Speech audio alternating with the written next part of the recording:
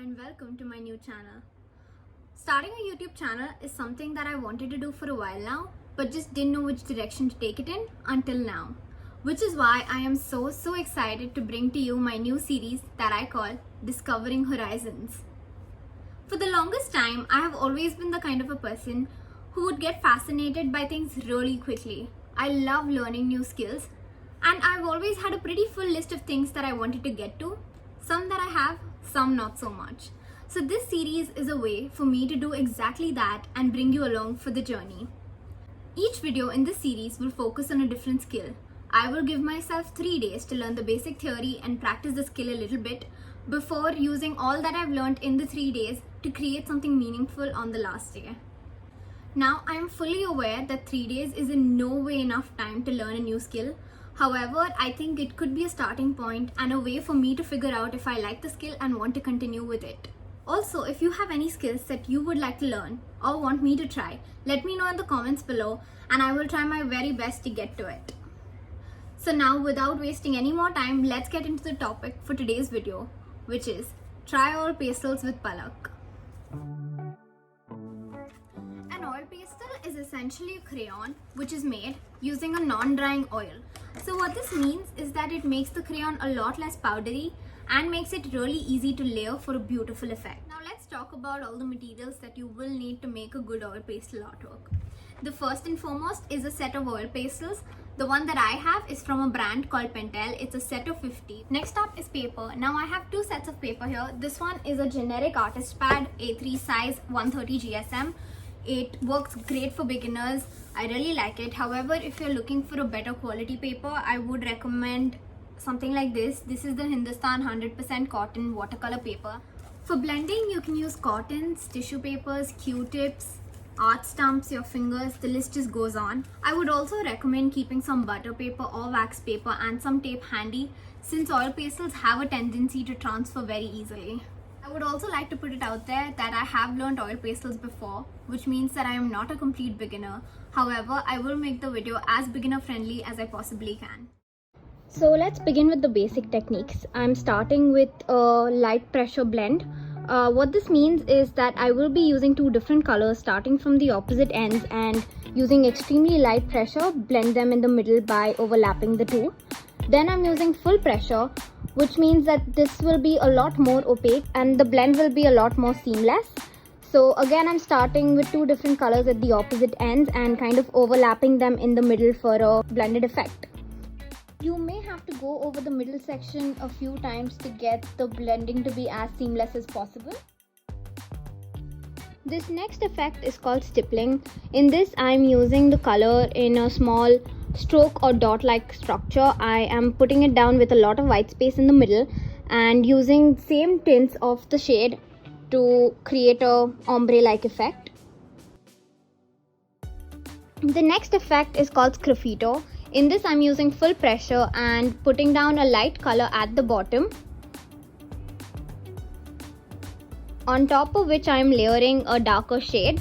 Now try and keep both of these shades as opaque as possible, and then I'm just going over it with a sharp object. You can use anything, toothpicks, the back of a brush, and scratching the surface away.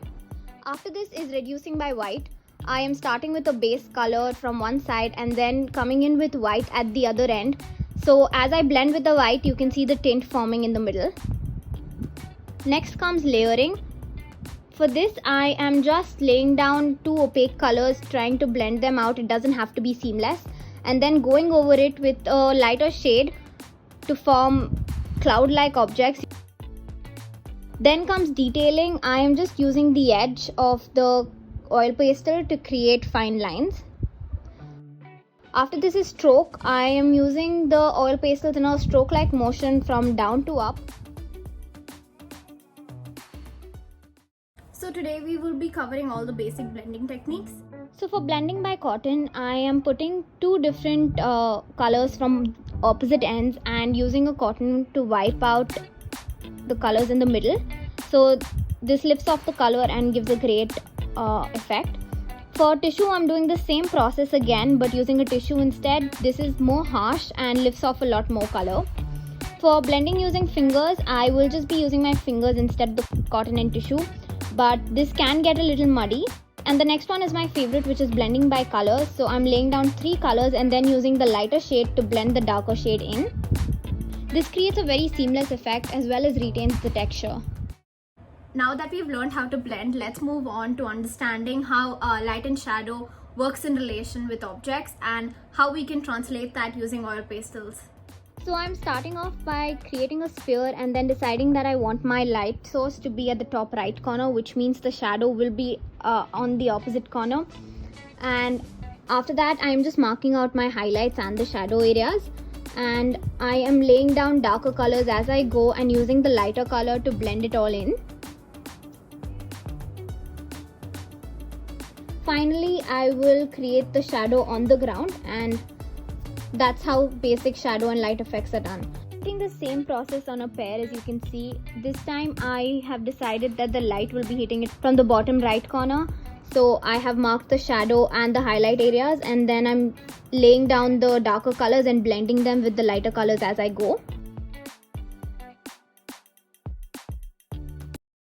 So finally the day is here when we put all that we've learned to a test. For the final challenge, I thought I would make 2 pieces.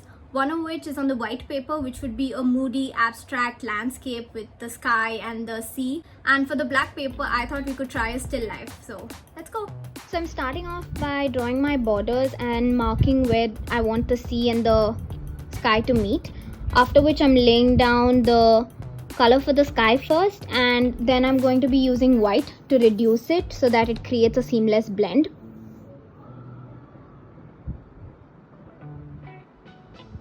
After this, I am laying down some tints of pinks, purples and oranges.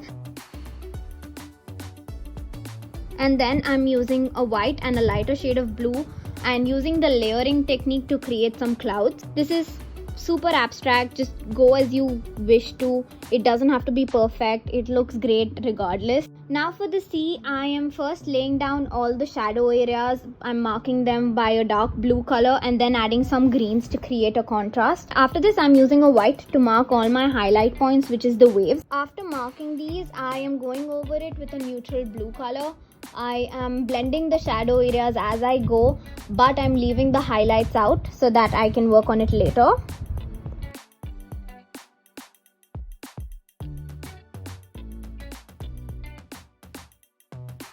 Again, I'm just going over it with a few darker shades, making more shadows, more highlights to give it a more natural and realistic look. Now I'm drawing down the waves. I'm just using the oil pastels in a very abstract, shaky line structure so that it mimics a very natural wave. And there you have it. After this, I'm just taking a butter paper and taping it off at the top, so that when I close the notebook, none of my oil pastel will transfer on the opposite side. This will protect both my book as well as my artwork.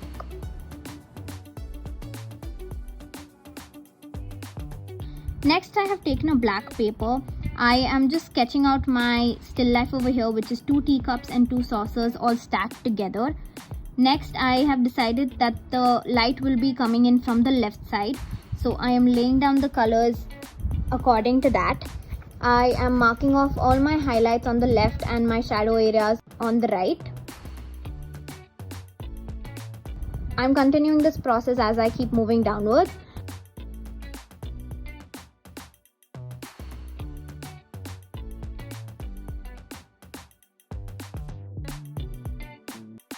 And for this piece, I'm not blending it as much.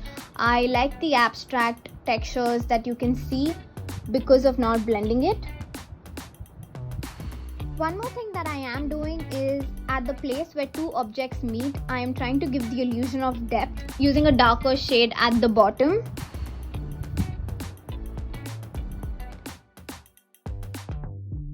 And now I'm finishing off the saucers using the same process.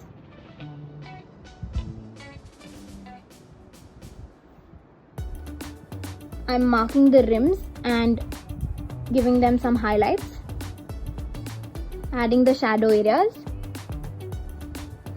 and we are done.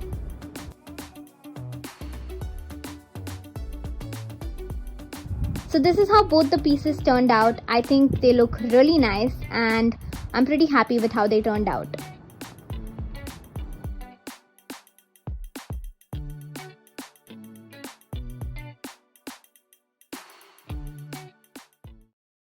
So finally, we're at the end of the video, and before parting, I will leave you with the last tip.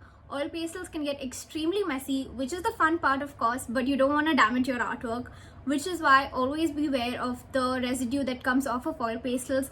Do not brush it away with your hand. Instead, you can blow on it like you would for eraser dust, and also keep track of any oil pastel that you get on your fingers and this part of the hand, because if you put it on the paper again, it will smudge and destroy your artwork. So keep a tissue handy and keep cleaning your hands.